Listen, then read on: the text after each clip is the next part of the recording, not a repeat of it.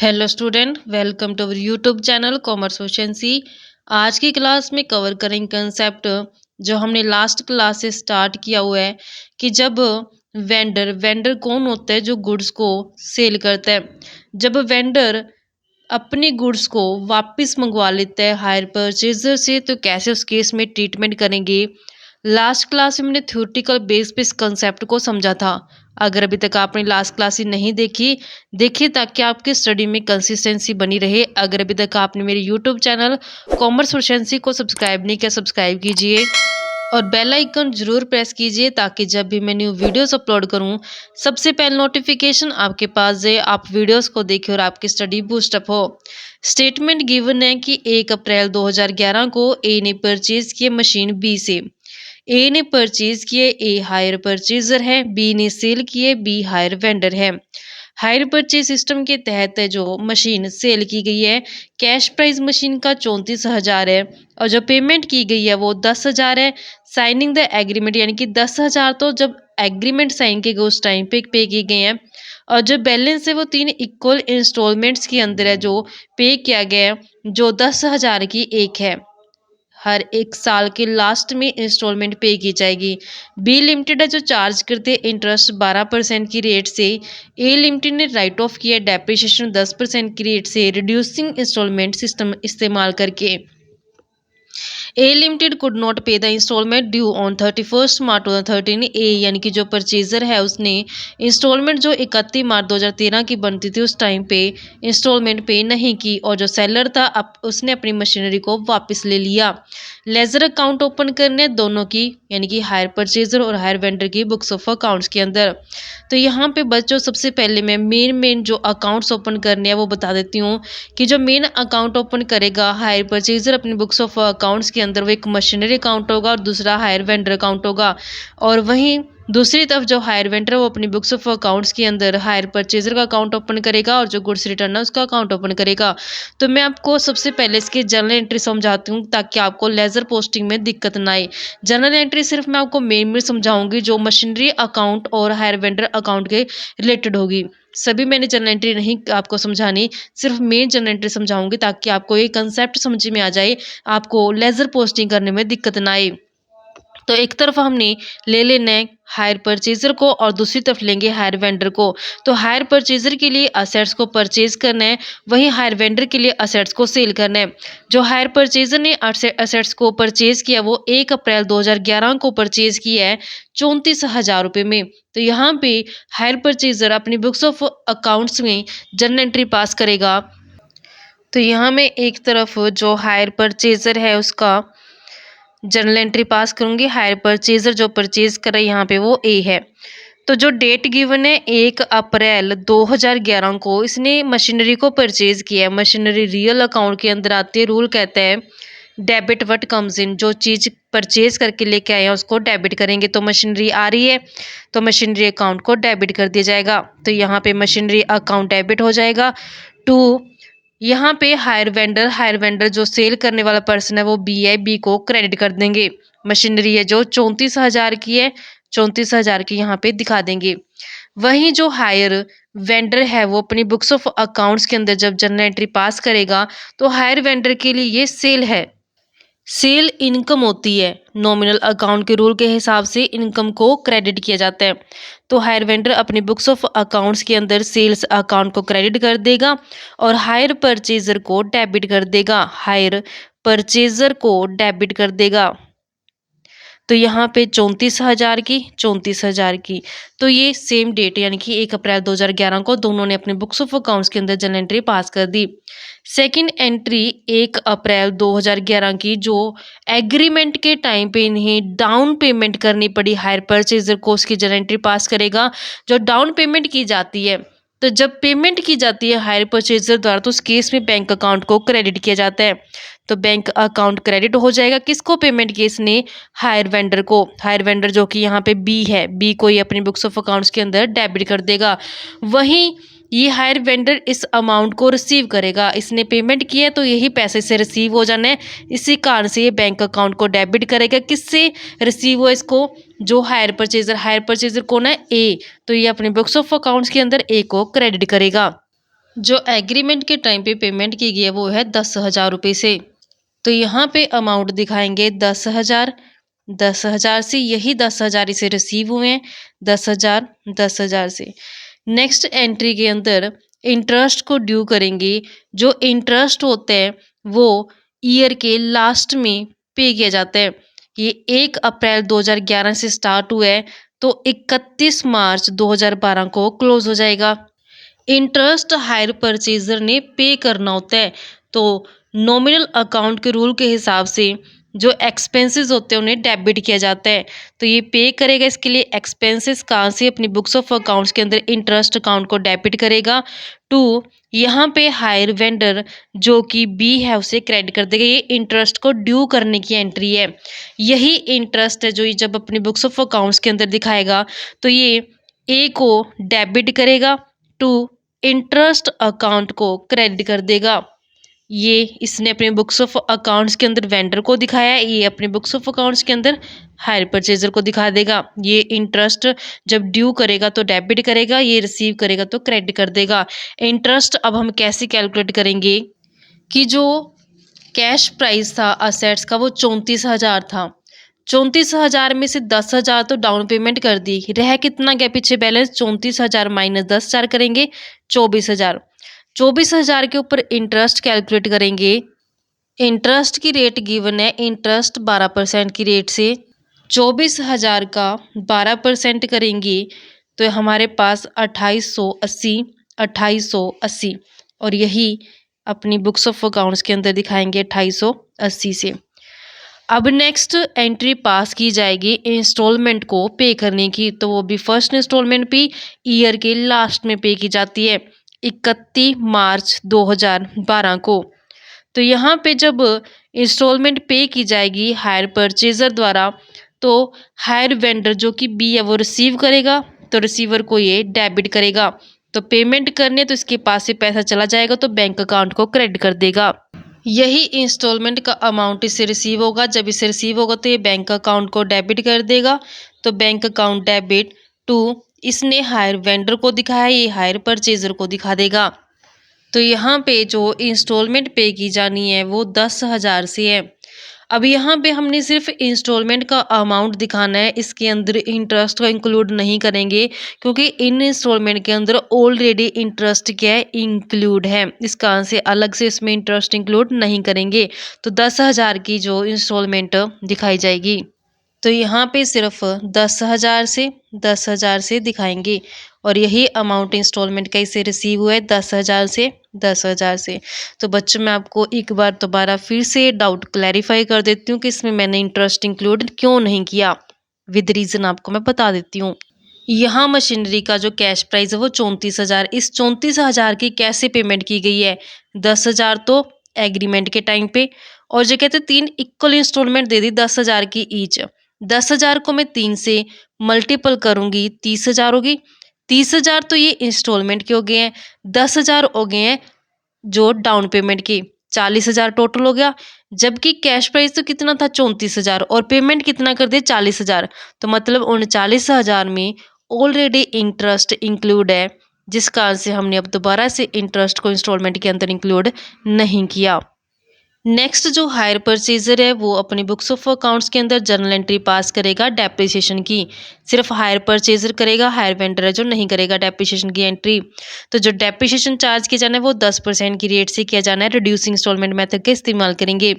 जो इसका cash price 34,000 है, 34,000 का 10% करेंगे, 3400 डेप्रिसिएशन चार्ज किया जाएगा हायर परचेजर द्वारा। जो डेप्रिसिएशन है वो 31 मार्च 2012 को जब चार्ज किया जाएगा हायर परचेजर द्वारा तो उसके लिए जर्नल एंट्री पास करेंगे। डेप्रिसिएशन अकाउंट डेबिट हो जाएगा 2 में। तो जब डेप्रिसिएशन चार्ज किया जाता है तो असेट्स की वैल्यू डाउन चली जाती है, असेट्स डेबिट होती है, जब इसकी वैल्यू डाउन चली जाती है तो इसे हम क्रेडिट कर देते हैं। तो 2 मशीनरी अकाउंट को क्रेडिट कर देंगे, 34,000 का 10% करेंगे, 3400 डेप्रिसिएशन है जो चार्ज किया गया है। अब इसकी एंट्री जो हायर वेंडर अपने बुक्स ऑफ अकाउंट्स के अंदर नहीं करेगा क्योंकि ये असेट्स की जो डेप्रिसिएशन की एंट्री है सिर्फ हायर परचेजर ने करनी है। इसके अलावा मैं और जर्नल एंट्री पास नहीं करूँगी क्योंकि मैंने सिर्फ जो जरूरी जर्नल एंट्री है जिसके लिए मैंने लेजर्स अकाउंट प्रिपेयर करना है सिर्फ वही जर्नल एंट्री मैंने आपको समझानी है। बाकी मैं कंप्लीट जर्नल एंट्री नहीं बताने वाली इस क्वेश्चन के अंदर, क्योंकि मैंने सिर्फ लेजर पोस्टिंग के पॉइंट ऑफ व्यू से आपको समझानी है। तो सिर्फ यही फर्स्ट ईयर के अंदर है जो जर्नल एंट्री पास की जाएगी। अब नेक्स्ट अकाउंटिंग पीरियड के अंदर जर्नल एंट्री पास करेंगे, उसके लिए हमने सबसे पहले इंटरेस्ट को ड्यू करना है। नेक्स्ट अकाउंटिंग स्टार्ट हो जाएगा, ये 31 मार्च 2012 को एंड हो चुके हैं, तो 1 अप्रैल 2012 से लेकर के 31 मार्च 2013 को है जो क्लोज हो जाएगा। तो सबसे पहले हमने जर्नल एंट्री पास करनी है, वो इंटरेस्ट को ड्यू करनी है। तो जो इंटरेस्ट है वो सेम एंट्री पास की जाएगी, interest account debit to B के नाम से। तो यहाँ पे हमने 31 मार्च 2013 को interest account debit to B को क्रेडिट कर दें, क्योंकि यहाँ पे इंटरेस्ट को ड्यू किया गया है। इंटरेस्ट कैलकुलेट करने के लिए हमें वर्किंग नोट बनाना होगा। कैसे बनाएंगे? कैश प्राइस 34,000 था, उसमें से डाउन पेमेंट 10,000 की पे कर दी, तो बच गया 24,000, प्लस उसमें इंटरेस्ट करेंगे 2880 पहले साल का इंटरेस्ट, और जो पहली इंस्टॉलमेंट पे कर दी गई इसको माइनस कर देंगे। तो जो बैलेंस आएगा ड्यू बैलेंस, आउटस्टैंडिंग बैलेंस, उसके ऊपर हमने चार्ज करना है इंटरेस्ट। यानी कि जो कैश प्राइस था 34,000, 34,000 में से 10,000 तो पेमेंट कर दिए थे साथ के साथ डाउन पेमेंट, और प्लस करते इसमें पहले साल का इंटरेस्ट 2880, और पहले साल की इंस्टॉलमेंट जो पे कर दी गई है उसको हटा देंगे, क्योंकि हमने सिर्फ आउटस्टैंडिंग बैलेंस के ऊपर ये जो इंटरेस्ट कैलकुलेट करना होता है। तो यहाँ बैलेंस आ गया 16,880 से, इसके ऊपर 12% की रेट ऑफ इंटरेस्ट चार्ज करेंगे, तो अमाउंट बनता है 2026। तो 2026 यहाँ पे दिखाएंगे। इसी इंटरेस्ट की एंट्री हायर वेंडर अपने बुक्स ऑफ अकाउंट्स के अंदर दिखाएगा। इसने बी को क्रेडिट किया तो यहाँ पे ए को डेबिट कर देगा। 2 में इंटरेस्ट अकाउंट को क्रेडिट कर देंगे 2026 से 2026 से। अब हमने नेक्स्ट जो एंट्री पास करनी होती है बच्चों, वो इंस्टॉलमेंट को पे करने की करनी होती है। लेकिन यहाँ पे स्टेटमेंट कहती है कुड नॉट पे, कि ए ने पेमेंट नहीं की इंस्टॉलमेंट जो कब ड्यू होनी थी 31 मार्च 2013 को। यानी कि जो अभी हम अकाउंटिंग स्टार्ट कर रहे हैं ना 31 मार्च 2013, इस साल इंस्टॉलमेंट पे नहीं की गई है। तो अब हम इंस्टॉलमेंट को पे करने की जर्नल एंट्री तो पास करेंगे नहीं, क्योंकि इंस्टॉलमेंट जब तक पे नहीं की जाती तब तक उसकी एंट्री पास नहीं की जाती। लेकिन अब क्या किया सेलर ने, अपनी मशीनरी जो वापस ले ली है, तो अब वापस लेने की यानी कि रिपोजेशन करने की जर्नल एंट्री क्या होती है हमने लास्ट क्लास में समझी थी। आई होप कि अगर आपने लास्ट क्लास समझी है, देखी है, तो आपको अब ये जर्नल एंट्री पास करने में कोई दिक्कत नहीं होगी। तो अब जब रिपोजेशन कर लिया जाता है असेट्स का हायर वेंडर द्वारा, तो उस केस में जर्नल एंट्री है जो पास की जाती है हायर परचेजर के बुक्स ऑफ अकाउंट्स के अंदर भी और हायर वेंडर के बुक्स ऑफ अकाउंट्स के अंदर भी।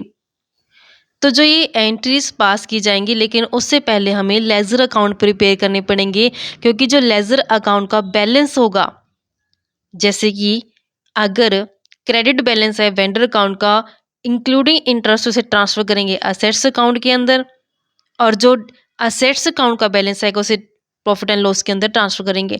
तो यानी कि जब तक हम लेजर नहीं बनाएंगे तब तक इनकी जर्नल एंट्री पास नहीं करेंगे। तो सबसे पहले हम लेजर अकाउंट प्रिपेयर करेंगे इनका, फिर उसके बाद जो हमारी रिपोजेशन की एंट्रीज रहती है वो पास की जाएंगी। हायर परचेजर की बुक्स के अंदर लेजर प्रिपेयर करते हैं मशीनरी अकाउंट। जितनी भी जर्नल एंट्री के अंदर मशीनरी अकाउंट ओपन होगा वो सभी हमने यहाँ पे पोस्टिंग कर देनी है। और नेक्स्ट आएगा बी लिमिटेड, जो कि हायर वेंडर अकाउंट प्रिपेयर करेंगे हायर परचेजर की बुक्स के अंदर। तो जर्नल एंट्री देखते हैं कहाँ कहाँ पे जो जर्नल एंट्री पास की गई मशीनरी अकाउंट की और हायर वेंडर अकाउंट की। हायर परचेजर ने अपने बुक्स ऑफ अकाउंट्स के अंदर 1 अप्रैल 2011 को मशीनरी अकाउंट डेबिट किया हुआ है। लेजर पोस्टिंग करते समय मशीनरी अकाउंट की डेबिट साइड पे टू बी के नाम से दिखाएंगे 34,000 रुपये। मशीनरी अकाउंट में डेबिट साइड पे 1 अप्रैल 2011 को टू बी के नाम से दिखाएंगे 34,000 रुपये। इसी एंट्री में बी को क्रेडिट किया गया है। लेजर पोस्टिंग करते समय बी अकाउंट की क्रेडिट साइड पे बाय मशीनरी अकाउंट के नाम से 34,000 दिखाएंगे। बी लिमिटेड की क्रेडिट साइड पे 1 अप्रैल 2011 के बाय मशीनरी अकाउंट के नाम से 34,000 रुपये पोस्टिंग किए। नेक्स्ट एंट्री में बी को डेबिट किया गया। लेजर पोस्टिंग करते समय बी की डेबिट साइड पे टू बैंक अकाउंट के 10,000। बी लिमिटेड की डेबिट साइड पे 1 अप्रैल 2011 को टू बैंक अकाउंट के नाम से दिखाएंगे 10,000 रुपये। नेक्स्ट एंट्री में बी को क्रेडिट किया गया है लेजर पोस्टिंग करते समय अकाउंट की क्रेडिट साइड पे बाय इंटरेस्ट अकाउंट के 2880 रुपये 31 मार्च 2012 के। अकाउंट की क्रेडिट साइड पे 31 मार्च 2012 की बाय इंटरेस्ट अकाउंट के नाम से दिखाएंगे 2880 रुपये। नेक्स्ट एंट्री में बी को डेबिट किया गया लेजर पोस्टिंग करते समय अकाउंट की डेबिट साइड पे टू बैंक अकाउंट के 10,000 दिखाएंगे 31 मार्च 2012 को। 31 मार्च 2012 को टू बैंक अकाउंट के नाम से दिखाएंगे 10,000 रुपये। इसके अलावा और की यहाँ पे पोस्टिंग नहीं है, अकाउंट को क्लोज कर देते हैं। अकाउंट की क्रेडिट साइड पे टोटल बनता है 36,880। डेबिट साइड भी टोटल 36,880 आना चाहिए, लेकिन यहाँ से 20,000 माइनस करके बैलेंसिंग फिगर आती है 16,880। ये 31 मार्च 2012 को क्लोजिंग बैलेंस है। टू बैलेंस सीडी के नाम से दिखाएंगे। यही बैलेंस नेक्स्ट अकाउंटिंग पीरियड यानी कि 1 अप्रैल 2012 का ओपनिंग बैलेंस हो जाएगा। बाय बैलेंस बीडी के नाम से दिखाएंगे। ये सेम बैलेंस 16,880 का यही बैलेंस है जो ब्रॉट डाउन कर दिया गया है। नेक्स्ट एंट्री मशीनरी अकाउंट को क्रेडिट किया गया लेजर पोस्टिंग करते समय मशीनरी अकाउंट की क्रेडिट साइड पे बाय डेप्रिसिएशन के 3400 दिखाएंगे 31 मार्च 2012 के।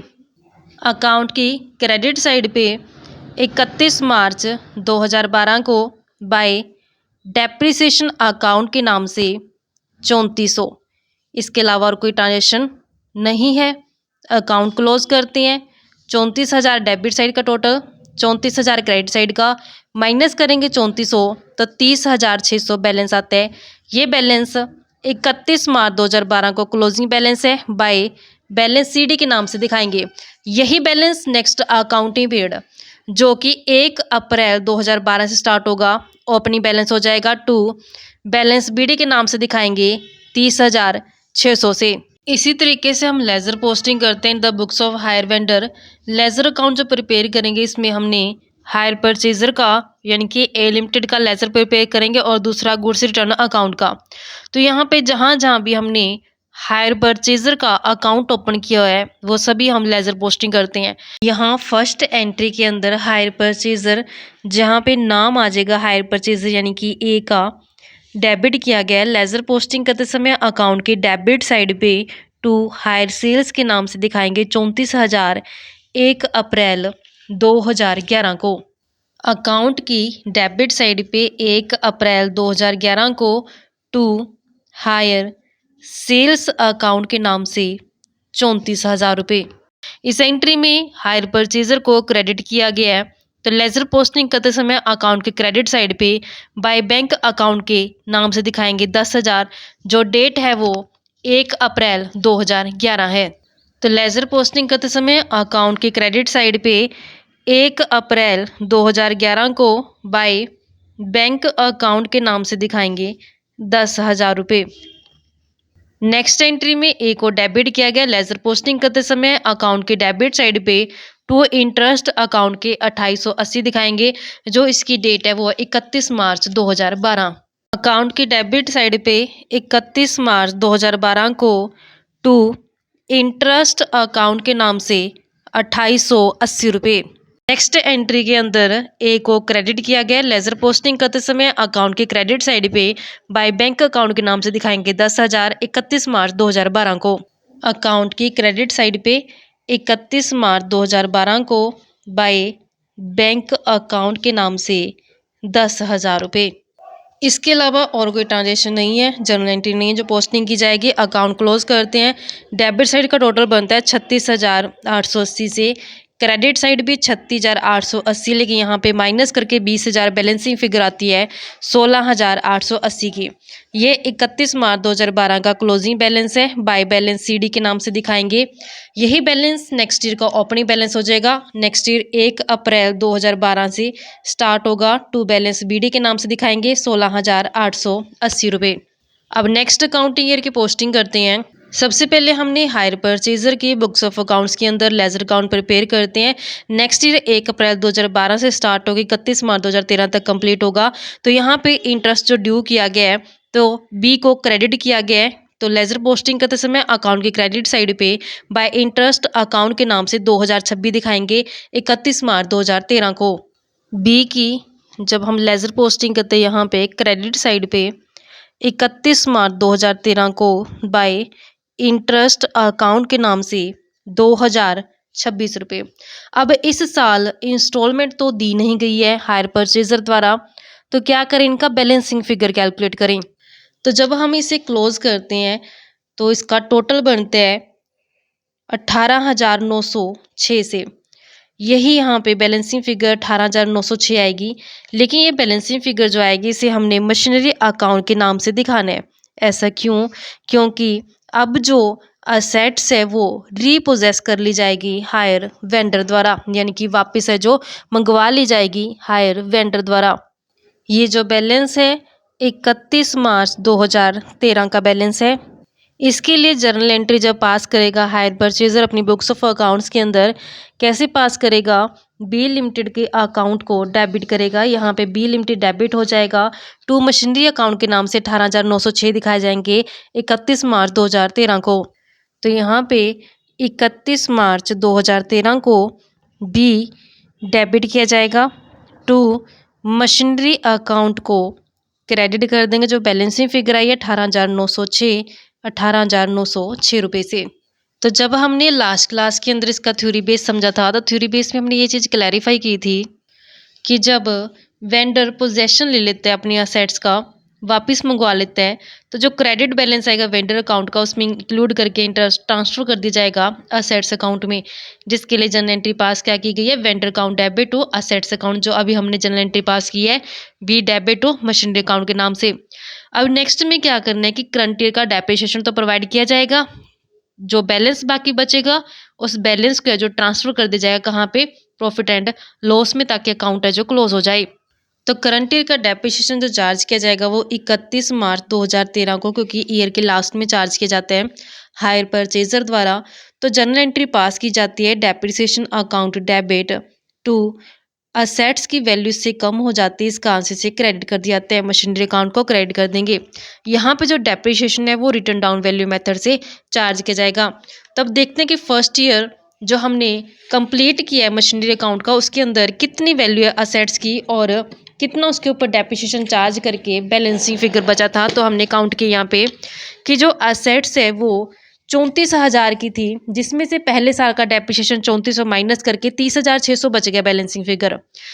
तो रिटर्न डाउन वैल्यू का मतलब क्या होता है कि जो असेट्स की वैल्यू होती है उसमें से डेप्रिसिएशन घटा के जो बैलेंस आता है उस बैलेंस के ऊपर डेप्रिसिएशन चार्ज किया जाता है नेक्स्ट ईयर में। तो जब हम यहाँ पे डेप्रिसिएशन चार्ज करेंगे वो किसके ऊपर करेंगे? डेप्रिसिएशन माइनस करके जो बैलेंस आया 30,600, तो 30,600 के ऊपर डेप्रिसिएशन चार्ज करते हैं अब हम।